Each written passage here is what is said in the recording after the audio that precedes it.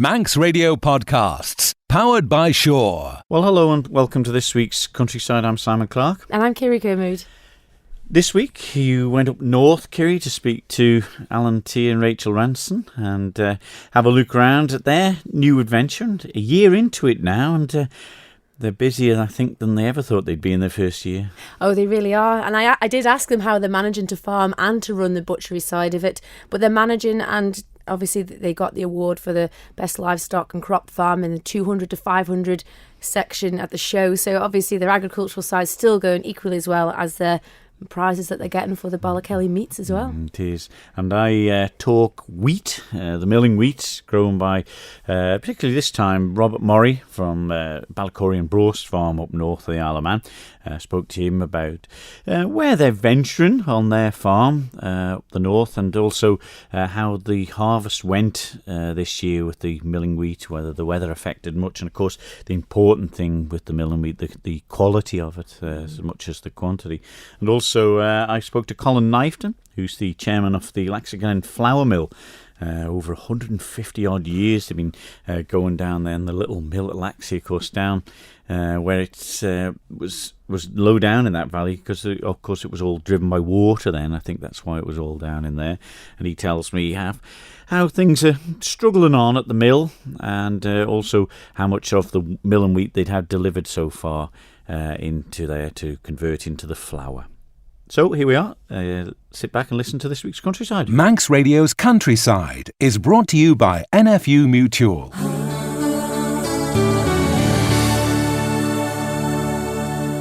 Well, have you got your combine out, Kiri, yet?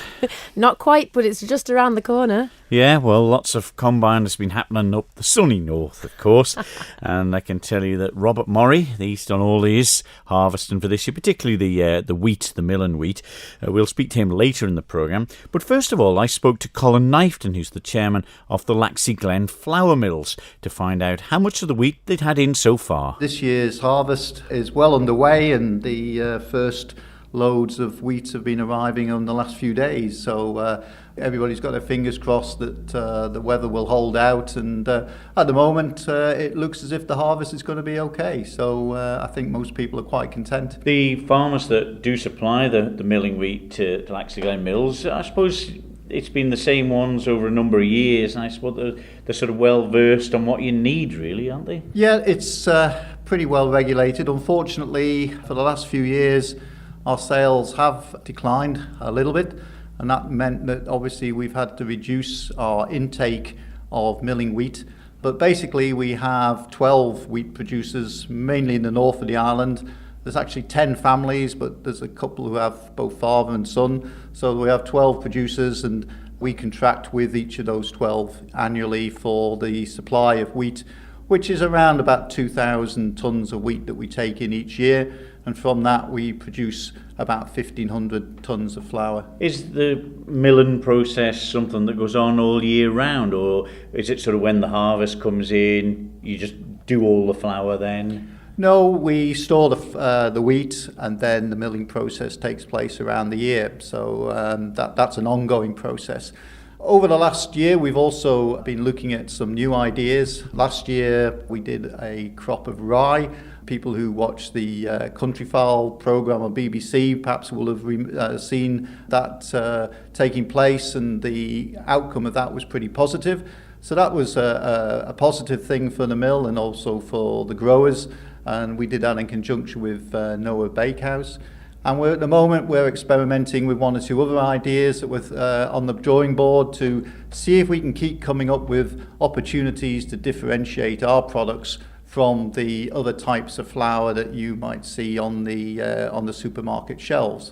Obviously we're a very small producer. The majority of our outputs go to Ramsey Bakery.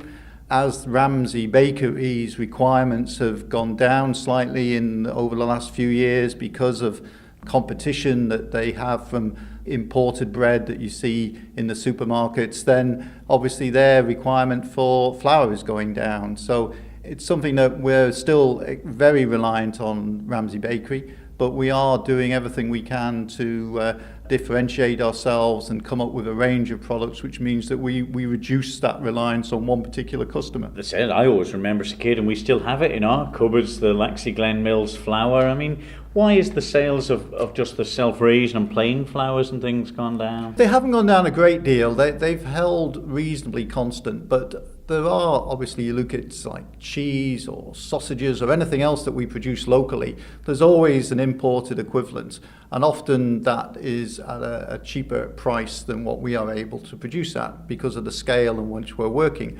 However, we do always believe that the quality of the products that we produce is often much higher than the cheaper alternatives. And certainly with the flour, it's a very pure flour. We don't have many of the additives that you would get in imported flour, but it normally retails at a slightly higher price. But we are now we're about to have a new rebranding of the retail bags. They will have on it the food provenance logo, which the government has been rolling out recently.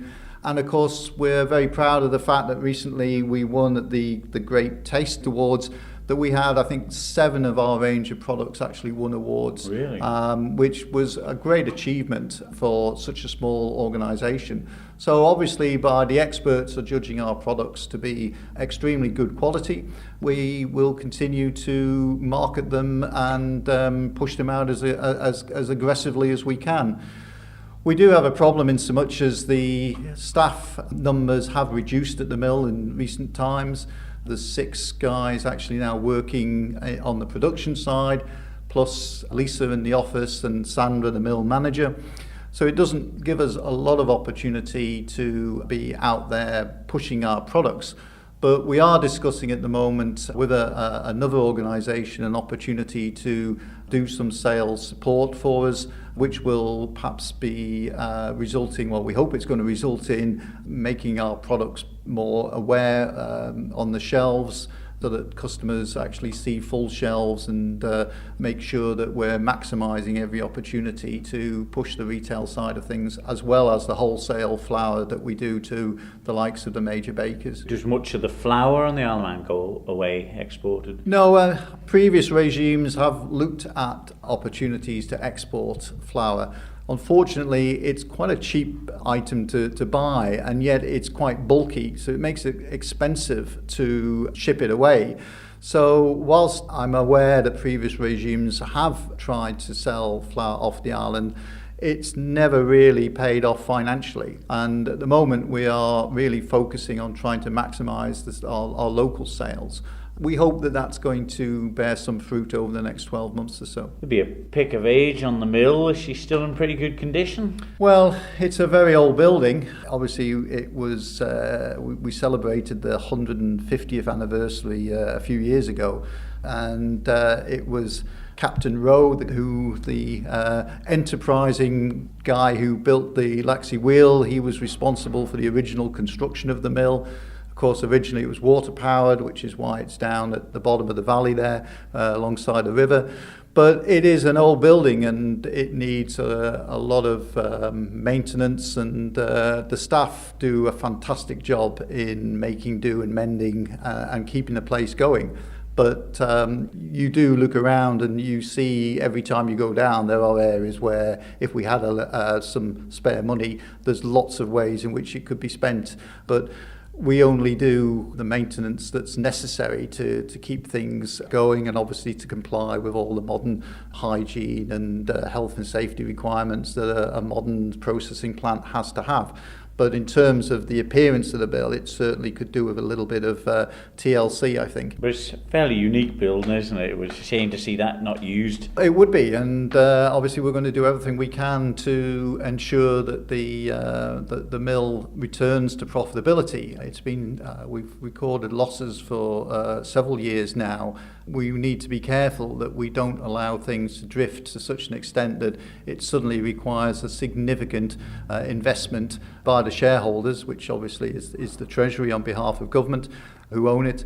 And we want to avoid that, because there's no guarantee that such funds would be forthcoming if we needed them. So I think the management are quite clear that we need to do everything we can to return the mill to profitability.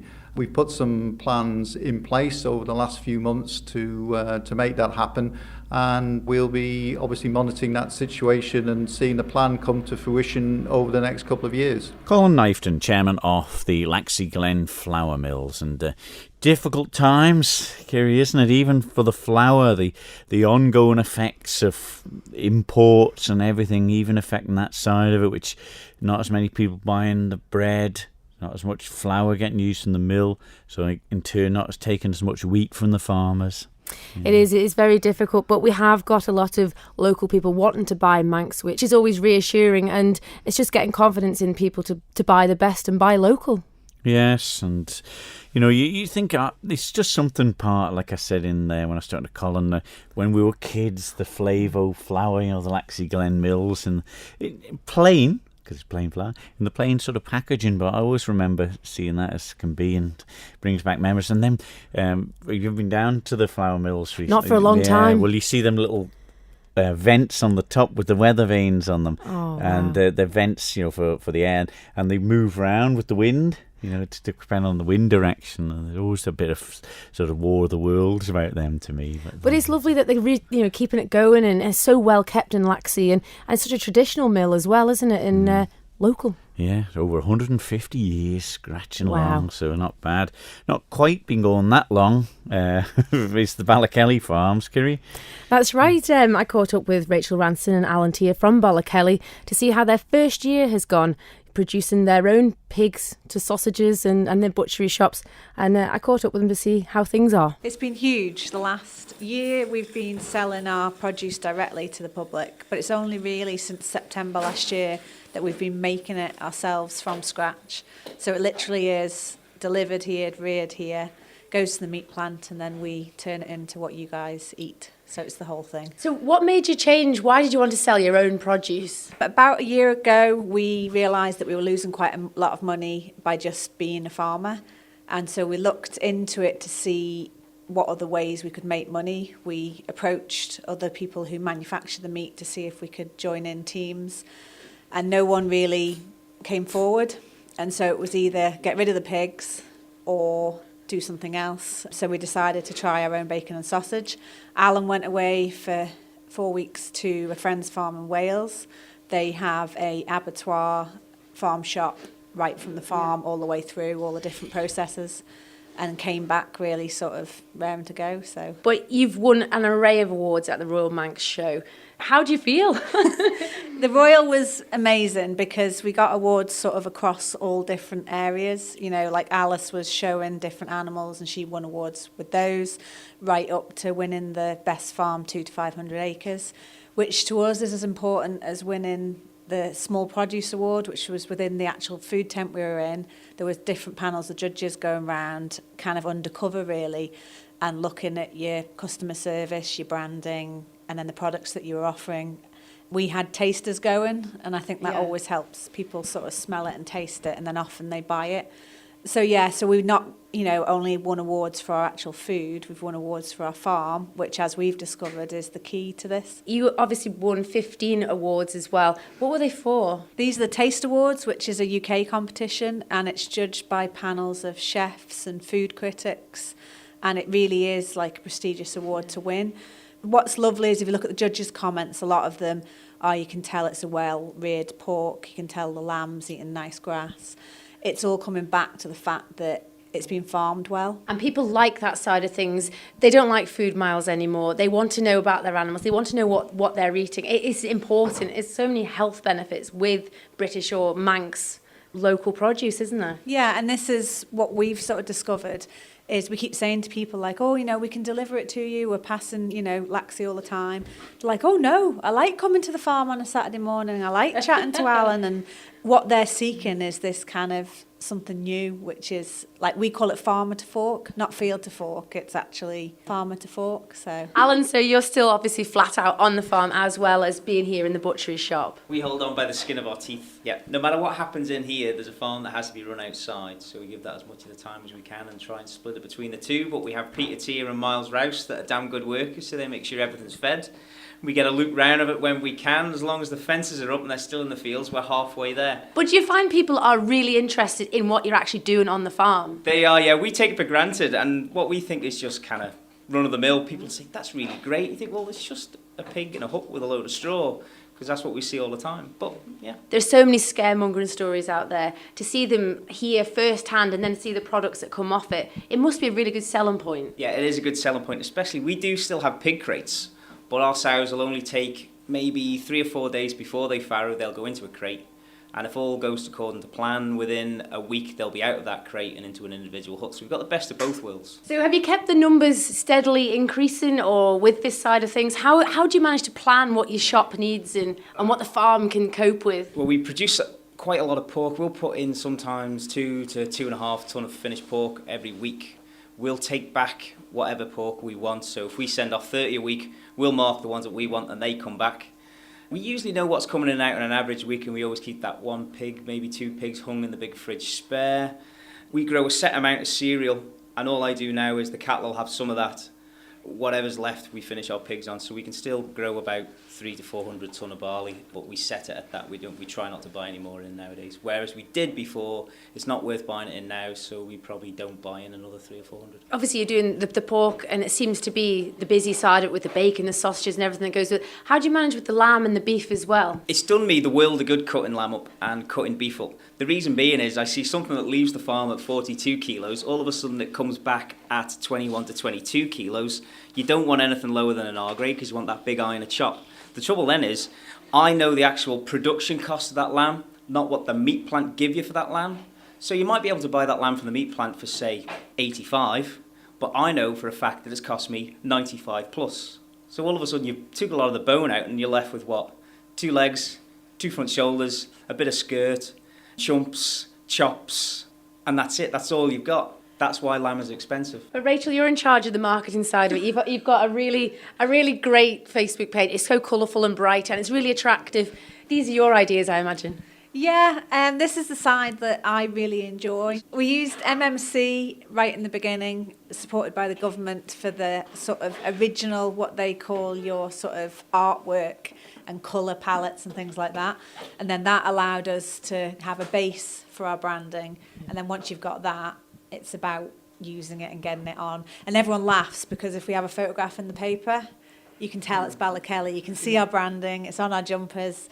And that's the bit that I enjoy. And it seems to work really well. And everyone says the cartoon characters make everyone feel like the animals are all huggy and skippy and happy, and instead of it being about death and blood and what people can often associate with butchery and things like that. Well, that's it. It's reinventing it, isn't it? And the use of colours, and the Facebook page is really attractive. You've also got a website now that's nearly up and running to buy online. Yes, we have. We're very close. Karen Staley's behind our website.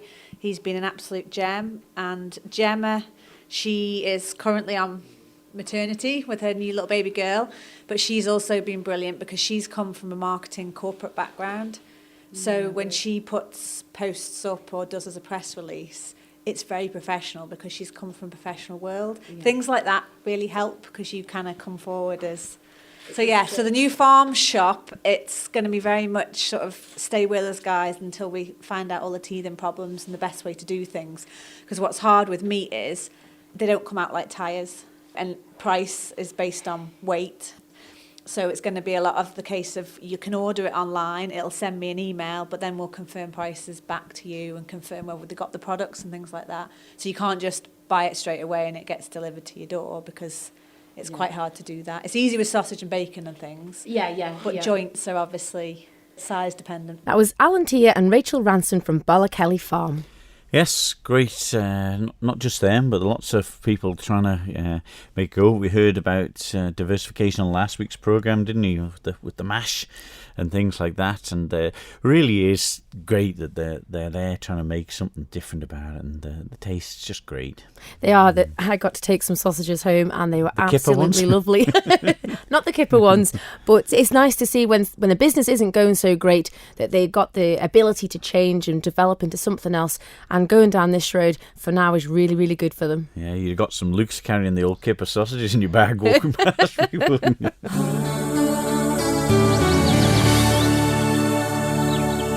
Manx Radio Podcasts, powered by Shaw. Well, earlier in the programme we heard how things were at the Laxey Glen Flour Mill from the chairman of the board, Colin Knifton. Well, I went along to speak to one of the farmers who produces milling wheat that supplies the mill to make their flour. It was Robert Murray from Ballakelly and Brost Farm in Andreas. And I first of all asked him how the harvest had been this year. Catchy, I would say. Not horrendous, far from horrendous, but it's been a bit trying, should I say. That's the easiest way of putting it. Is that weather-wise? Yeah, totally weather-wise. The trouble is with the likes of the wheat, it needs ideally a couple of days to dry out after torrential rain to bring moistures down to something like. Otherwise, it's costing you an absolute fortune to dry it. And that's one of the things people don't realise, isn't it? You know, if it's been quite a bad batch of rain that we've had, you can't go in and combine it as soon as it stops raining, can you? No, you can't. And also, you've also got to remember, like with this milling wheat, it will actually denigrate and get, the quality of it will disappear with too much rain. So it's a catch-22. You've got to go when it's reasonably dry to cut it, but obviously the moisture contents of it will be quite high, and then you've got expensive drying costs. What about the amount of wheat that you're growing this year compared to other years, the milling wheat? It'll be slightly down because the mill aren't taking quite the quantities.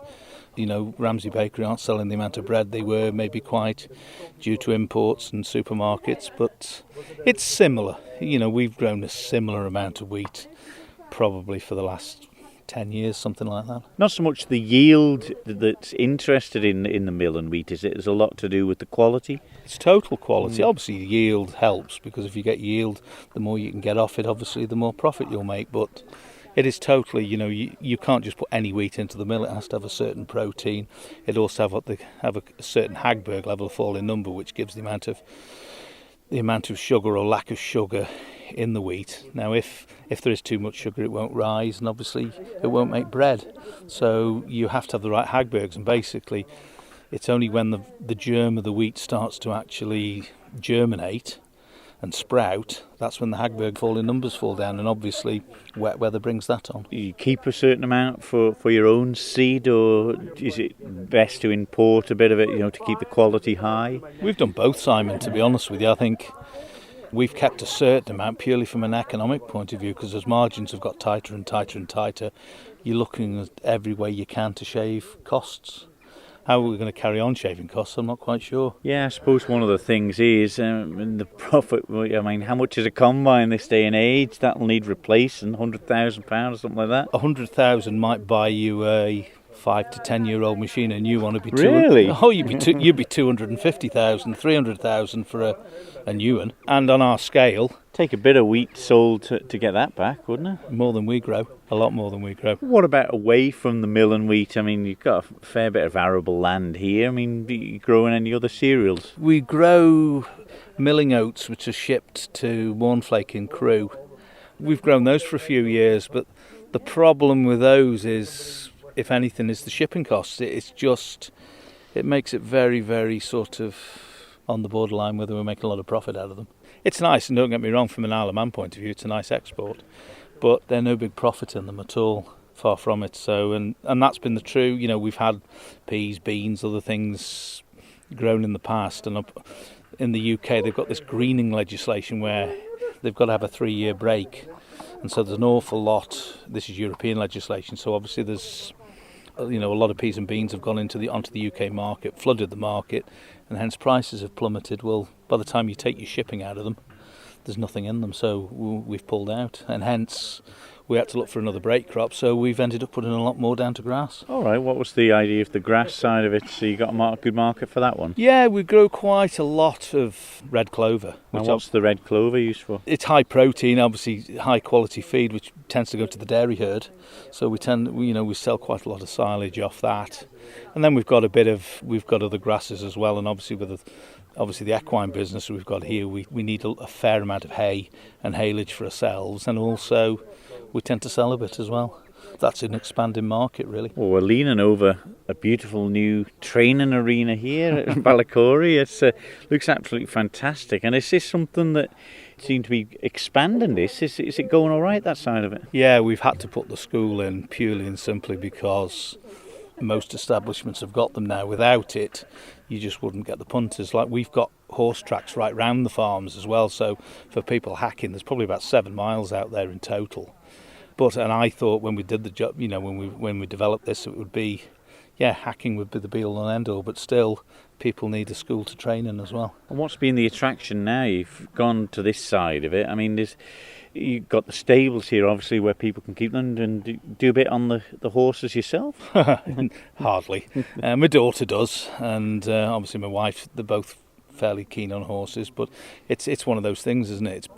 You've gone from it being a hobby to a business. Yeah, I only stand back and watch them, but I think they do a reasonably good job at it. Yeah, what's the advantage of them coming here on your side of it? Obviously the stables, things like that? Yeah, I just think it's a nice place to be. They've got everything here, haven't they, really? Like I said, from a point of view of hacking, they don't have to go on a road. They can go out, there's margins around all the fields, so... That'll be attractive to people with younger kids, I suppose. It is, it's younger people and older people, anyone with a nervous disposition as well. It's just safe out there, really, for Simon. The horse side of it, is it something you've got to do, really? It seems to me that you're investing money in this sort of thing rather than the farm side of it. Well, not entirely. Well, I think you're right. I think it's diversification, isn't it? It's, we've gone down this route. You've had other farmers that have maybe gone for campsites or holiday cottages or whatever, and you even seen some farmers, they're diversifying into sort of selling their own meats, etc. So it's something you have to do. I'm not saying it's the right thing to do in the real world. Sort of when I was a kid, you wouldn't have even thought you'd have to do this, but that is the state of the industry as we speak. Robert Murray from Ballakelly Farm in the north of the Isle of Man telling us about the harvest and also diversification into the equestrian world as well, to try and make things going, and saying there, it's tough enough, and everyone in agriculture knows that and looking for something different. So I suppose you've got to capitalise on what you can do and what you've got space and the facilities for, isn't it? Well, that's it, and it's nice that people want to change and can change to bring in better income or help the farm and going along. But equestrian seems to be the way forward. There's many horses and they're doing a great job there too. Yeah, and great that they've got the facilities where you can take the younger ones out without them being on the road, because you know what the public like to moan about some of the youngsters on the horses and bikes and things on the road. But plenty of miles of area where they can just be away from all the traffic, if you've got nervous horses. So great there. And of course always looking deep into the ups and downs of Farm and Robert and his family as well, and it's always good to get an honest opinion about how things are, really, from his point of view. That's it. It can look quite rosy on the outside, but when you get to the bones of it, it can be a tough business, agriculture. Yeah, it's like a midden, I suppose, isn't it? It's got to be there, but not everyone likes the sight of them in the yard, do they? Is it? Manx Radio's Countryside is brought to you by NFU Mutual. Well, milling wheat on the subject today. We could have made some sort of menu out of what we were talking about today, Kiri, couldn't we? We certainly could. It's nothing nicer than Manx produce, and we're always championing it here on Countryside. But these people are striving and working hard to produce it here locally, and it's equally as good as any of the imports that come in. Working hard for not a lot of return. That's the trouble. I suppose if you looked at it per hour, you wouldn't be much in it. But there we go. They're taking it on the chin and going for it, and you've got to take your hats off and admire them for the courage in doing something that I suppose is a little bit out of people's comfort zone till you sort of get going with it. But that's it. It's passion that's driving it and striving for success, and they'll make it. Good. All right, that's it for this week's programme. We'll be back next week with more Countryside. So from me, Simon Clark. And me, Kiri Kermode. We'll see you then. Bye-bye. Don't sit in the slow lane. Join the fast lane right now with Shaw's all-new Superfast Plus broadband. Enjoy more bandwidth, amazing speeds and the best value on the island from just £23.95 per month. So don't be left behind. Get a piece of the high-speed action with Superfast Plus broadband from Shaw. For details, visit our stores in Douglas, Ramsey and Port Erin or click shaw.com. Love being Shaw. Terms and conditions apply.